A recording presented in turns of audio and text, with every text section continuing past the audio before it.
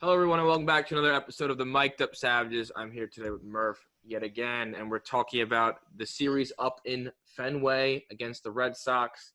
Game 1, we got Monty on the hill. After his last start, he did pretty good, his last start out. But this start wasn't his brightest.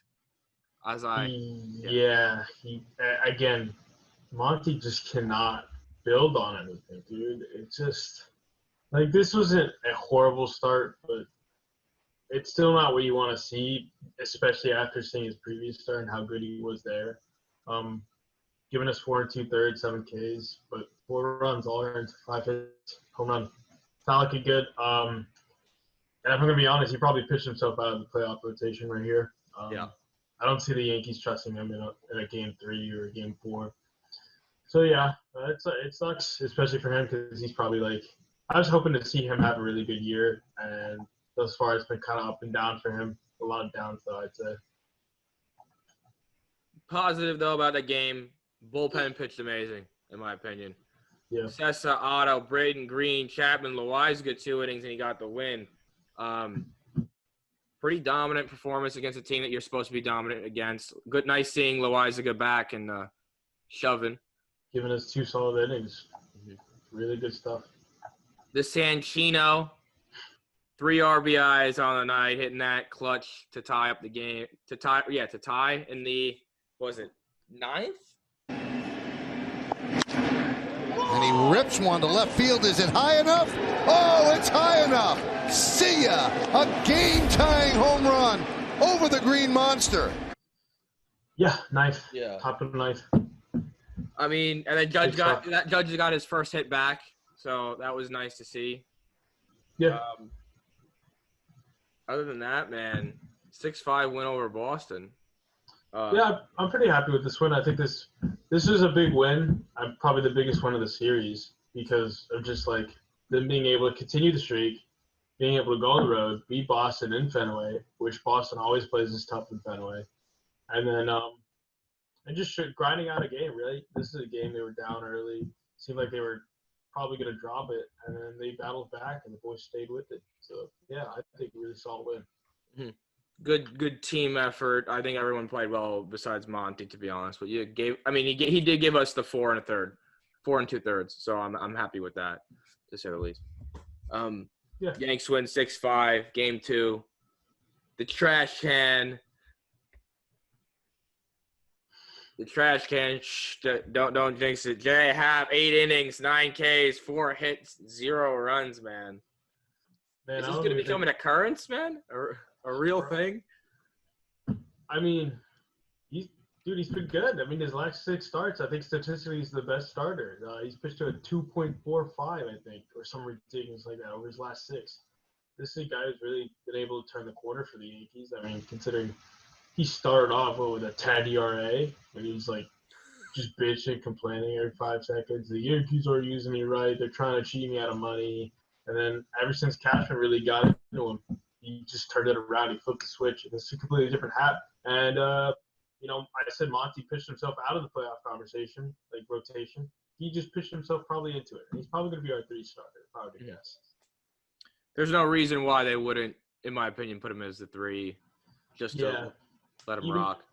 I think even if Debbie had a really good game, they would still have preferred Happ in this situation just because of his experience and stuff. The veteran presence on the mound. He does have playoff experience from a young age, too, in the league. So, Frazier homer, got his 8th on the year, 3 for 4, 3 RBIs.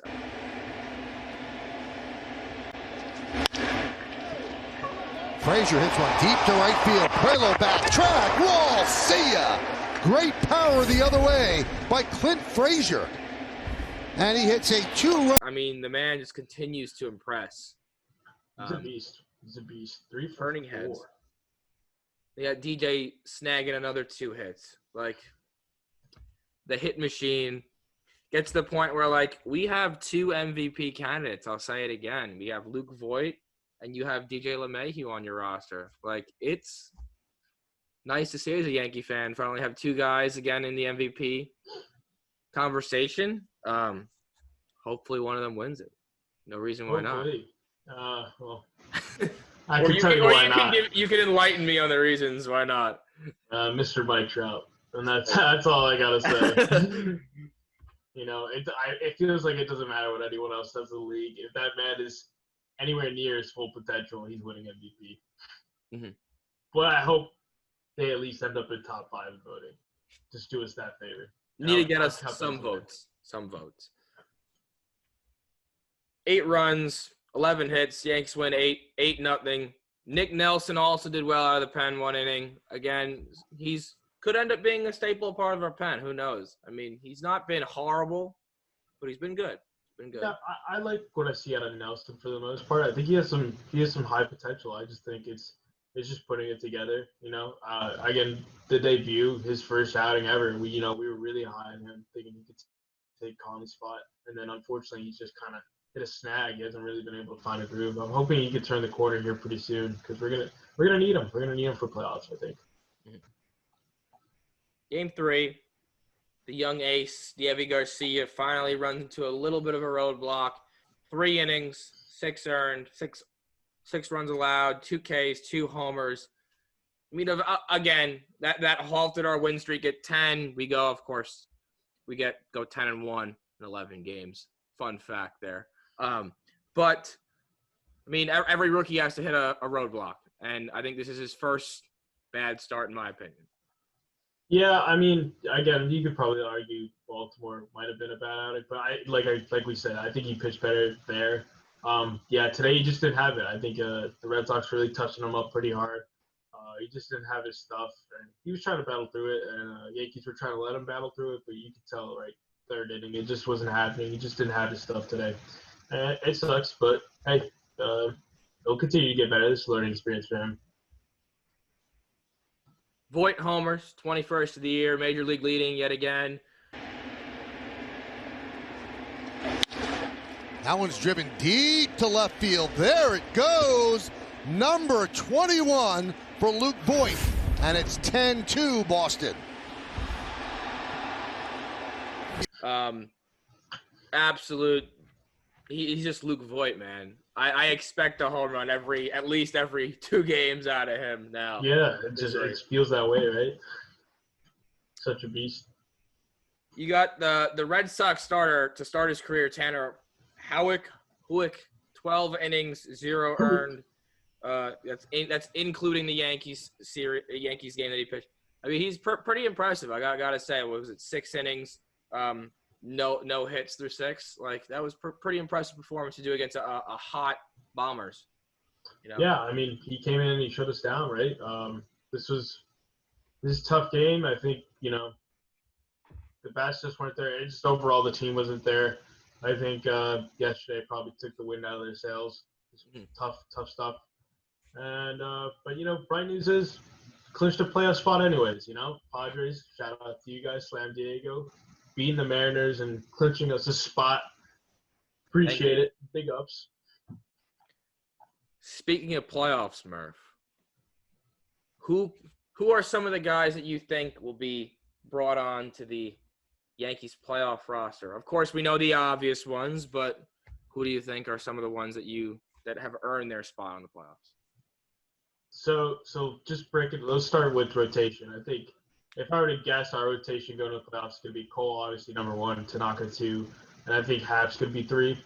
I think Garcia probably ends up being the 4 starter, and then him and Monty, like if he comes from trouble, Monty probably comes out of the pen to help him out. Mm-hmm.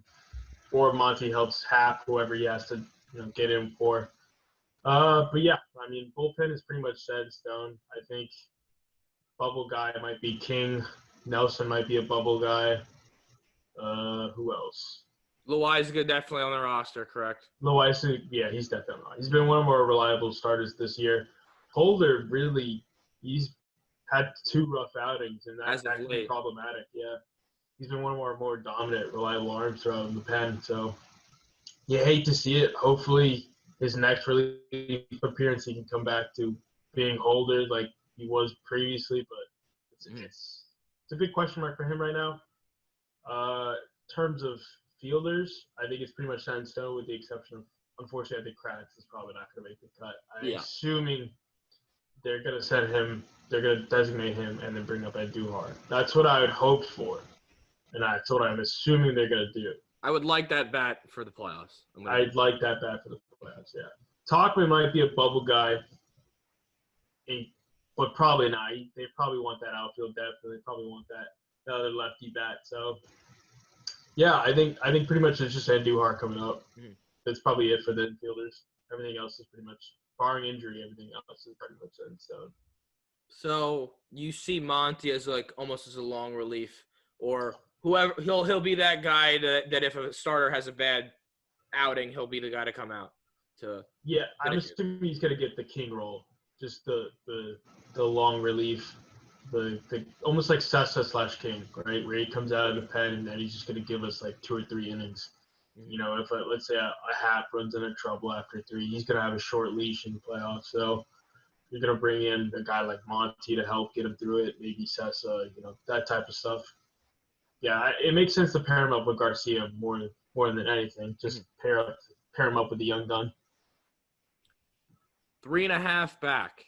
You think it is possible to overtake the Rays if they start to cool off? They just lost to the Orioles tonight, so it's possible, obviously, but it's just so unlikely. Yeah, they would have to go pretty ice cold, and then we would have to, essentially win out, which is doable given our schedule. We play the Blue Jays 3 more times. Yeah, and then I think we play Miami too. We play Miami at home, so I'm pretty sure that's, knock on wood, that's a free sweep right there to end up the season. There you go. So yeah, I think it's definitely doable, but I don't even know who the Rays playing. Do you know? I think they have another set against the Orioles, or they go up against the Sox one more time. And to be honest, I really have not been attuned to. Yeah, I don't even know their schedule, so I couldn't even tell you. But either way, to be honest, I'm not seeing it, and I wouldn't want them to push it too far to try to get that. It would be nice to get that seed because I think who they play. As of right now, they're the number 2 seed, right? Yeah. So they would play Cleveland. Actually, maybe we don't want that spot. Because I'll take the Cleveland Indians. The Cleveland Indians could probably overtake the Rays in the playoffs, in my opinion. They have They got 3 starters they could throw out there. They'll give you 7 easy. 3 guys. And they have the playoff experience too, the Cleveland Indians. Yeah, so that's a dangerous matchup. Not to mention the Twins are a dangerous matchup, but I don't know. Again, we kind of had their number as of late, and if we could play them at home, I really like our odds. I really do. Oh yeah. So hopefully we keep 4 seed. I think I'm more focused on that. I wouldn't want to go too far and burn everyone out trying to get that 1 spot just to potentially play the Cleveland Indians, who are a beast of a team. I think they really slept on. Well, Yankees end their 10-game win streak, but we head into the series versus the Blue Jays in Buffalo. So hopefully we have another revenge tour. What? Bit of a revenge tour. Yes. Go back to Buffalo, grab a few wins, go up against Miami, sweep them, and we'll see you boys in the playoffs. I mean, we'll probably see you again on Wednesday for another series update, Wednesday or Thursday. So thank you, Murph, for joining me. Have a good one.